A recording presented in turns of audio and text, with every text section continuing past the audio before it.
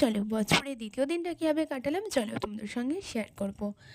High, জানা হয়েছিল না, আমি শ্রীময়ী আর্টস ক্রিয়েটিভিটি আবারও চলে এলাম নতুন একটা ভিডিও নিয়ে। আজকে কোনো মেহেন্দির ব্লগ দেবো না, আজকের ব্লগটা একটু অন্যরকম থাকছে।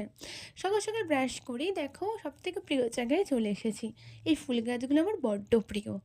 শুধু ব্যালকনিতে যে সুন্দর সুন্দর ফুল গাছ আছে তা নয়, আমাদের কোয়ার্টারের সামনে কিছুটা জায়গা আছে, তো ওইখানেও বাবা অনেক রকম ফুল গাছ লাগিয়েছে। আর প্রত্যেক বছরই বাবা শীতকালে অনেক রকম সবজি লাগায়, কিন্তু এবছরে সেরকম কিছু লাগায়নি কারণ শরীরটা খারাপ বলে বাবার।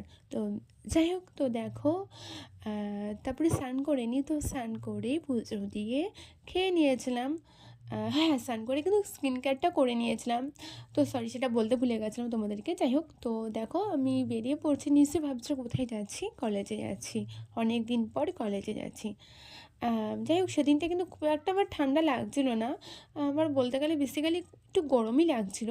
তো ওর জন্য হালকা পাতলা একটাই সোয়েটার পরে নিয়েছি। আর হ্যাঁ, এই যে কোটটা তোমরা দেখছো এটা কিন্তু আমার ওয়ান পিসের কোট ছিল, তো ভাবলাম যে এর সঙ্গেই পরে নিই, বেশ ভালো লাগছে। তো যাই হোক, তো দেখো তোমাদের সঙ্গে গল্প করতে করতে কিন্তু চলে আসি কলেজে। তো মাই আমাকে দিয়ে আসতে গেছিলো, মায়ের কিছু কাজ ছিল বলে মা আমাকে দিয়ে আসতে যায়। তো আমি পড়ি কৃষ্ণনগর গভর্নমেন্ট কলেজে। আর হ্যাঁ, আমি ছোটোবেলার থেকে যে স্কুলে পড়েছি সেটা হচ্ছে কৃষ্ণনগর হলি ফ্যামিলি গার্লস হাই স্কুলে।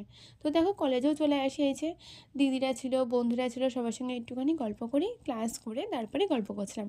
তো সন্ধ্যাবেলায় বাবা নিয়ে আসে মোমো, আর শীতকালে মোমো খেতে কিন্তু আমার বেশ ভালো লাগে। শুধু শীতকাল বললে না, গরমকালেও ভালো লাগে, কিন্তু আমার মোমো সবসময় ভালো লাগে।